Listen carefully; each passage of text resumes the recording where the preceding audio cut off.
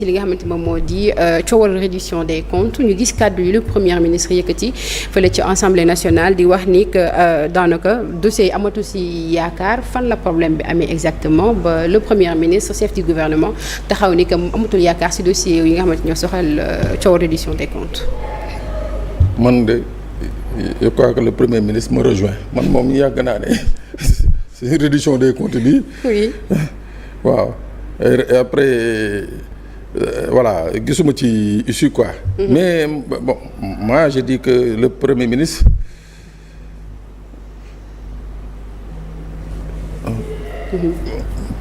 aurait dû nous édifier davantage. Oui. Parce que moom il est au cœur su nañu moom amatu ci yaakaar am na lu mu xam. waaw léegi. man j'aurais bien aimé mun nañu amatuma ci yaakaar parce que y a un manque de volonté politique. Oui. Il y a un manque de volonté politique. muy benn ñaar mun nañu amatuma ci yaakaar.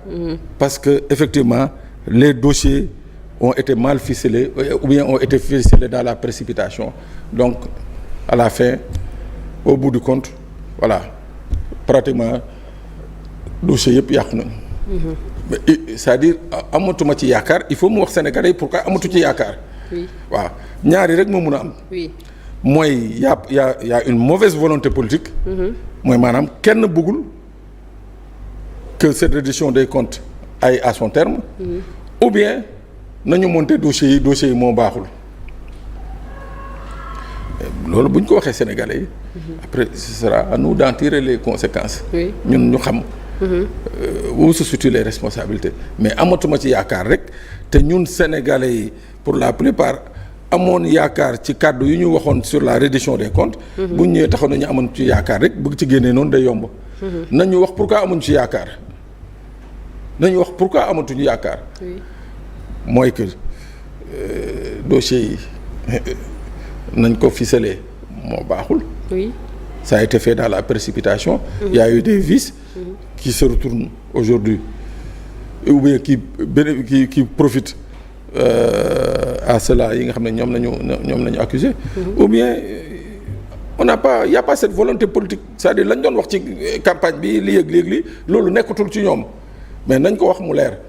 Mais li leer ba leer mooy que la reddition des comptes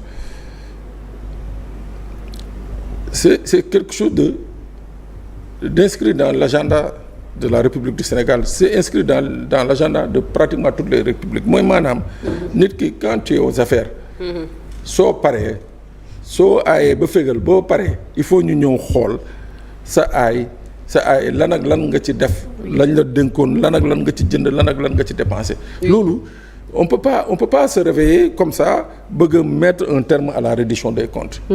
xam nga loolu mooy lan.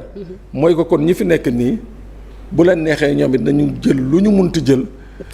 bu subaa bu ñu fi jógee ñii di ñëwaat ça va être la même chose on va avancer pendant un mois pendant un an yuuxu tëj ñaar ñett juróom après ça s'arrête là les Sénégalais en ont marre.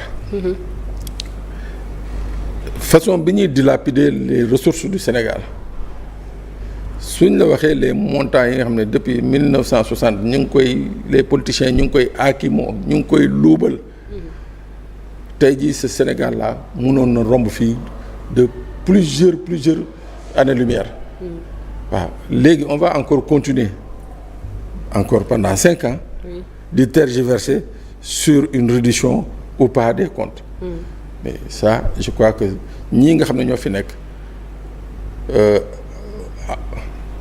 n'ont pas le droit de poser ou bien n'ont pas le droit de faire subir aux Sénégalais lii nga xam ne mooy li ñuy wax léegi nii mooy cette extension de la reddition des comptes. Oui. ak li ñuy wax yëpp avec toutes les personnes qu'on a accusées citées tudd leen ci ay nangam sangam milliards nangam sangam au bout du compte on nous dit amatuñu espoir mais on n'a pas d'espoir on nous dit maintenant pourquoi on n'a pas d'espoir. Mais est-ce que loolu moo tax mu peut-être accuser en quelque sorte l'appareil judiciaire dire que en quelque sorte sabotage la ci li nga xamante ne moom mooy pilier wu majeur de la troisième alternance bi la di reddition des comptes. waaw mais moo tax ma ne. il faut ñu wax ñu ndax c'est des dossiers mal ficelés waaw bu boobaa li ñuy attaquer magistrats yi ils auront tout à fait raison. oui. Parce que les Sénégalais auront compris que kon donc c'est au sein de la magistrature que les choses ne vont pas. waaw mais non amatuñ ci espoir rek après aux Sénégalais d'essayer de deviner est-ce que du Fatou moo bloqué dossier fii non qu'on dise aux Sénégalais pourquoi affaire bi ça n'avance pas. oui. ça n'avance pas parce que y a ça et ça et ça. mais en tout cas cause xam nga am na li nga xam ne ci dëkk. Fatou même dans nos familles s'il y a pas une volonté du mun a dem. si. mbir su àndul ak volonté du mun a dem et j'ai la nette impression que dans cette affaire de reddition des comptes il y a un déficit de volonté. waaw vraiment parce que boo xoolee ñaata nit lañ fi interpellé soit da ngay dégg liberté provisoire wala cautionnement yi est-ce que du mooy problème bi parce que ku cautionné jox la liberté provisoire. oui mais Fatou c'est tout à fait normal. oui cautionnement c'est prévu par la loi. d'accord. ñoom kay dama ne xam nga li ñuy wax ni yëpp ñoom ils ont les instruments nécessaires pour rectifier.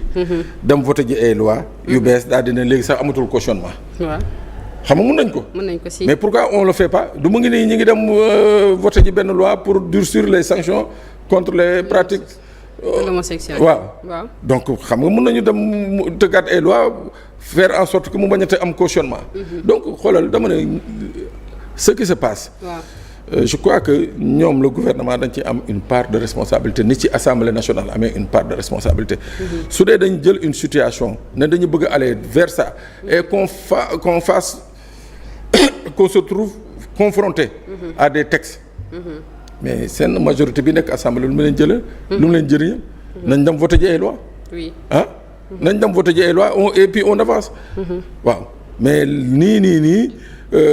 reddition des comptes amatuma ci yaakaar di doo kon le pauvre sénégalais moom. oui voilà day doon problème bu premier ministre taxawee ne amatu si yaakaar kon les sénégalais yi naka la ñuy def à savoir que xaalis boobee ne ñu njort ne que dañ koo luubal amaan na ci yeneen i points yu mu waroon dem à savoir côté santé bi éducation ak yeneen ak yeneen. waaw moo tax ma ne la ça rassure pas. oui man bu ñu mënee amatuñ ci espoir donc ça dit moi je m'attends peut-être dans quelques années.